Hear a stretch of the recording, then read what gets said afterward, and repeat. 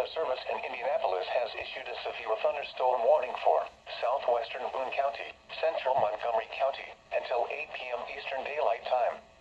At 7:33 p.m. Eastern Daylight Time, a severe thunderstorm was located near Crawfordsville, moving east at 40 miles per hour.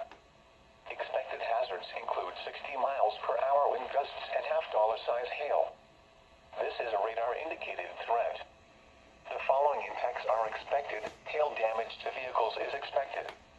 Expect wind damage to roofs, siding, and trees. Locations impacted include Crawfordsville, Latiga, New Market, and New Ross. This includes Interstate 74 between mile markers 33 and 49. For your protection, move to an interior room on the lowest floor of a building.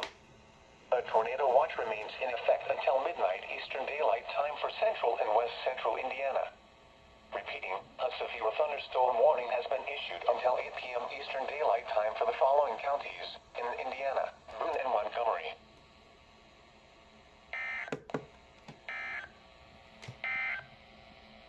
A severe thunderstorm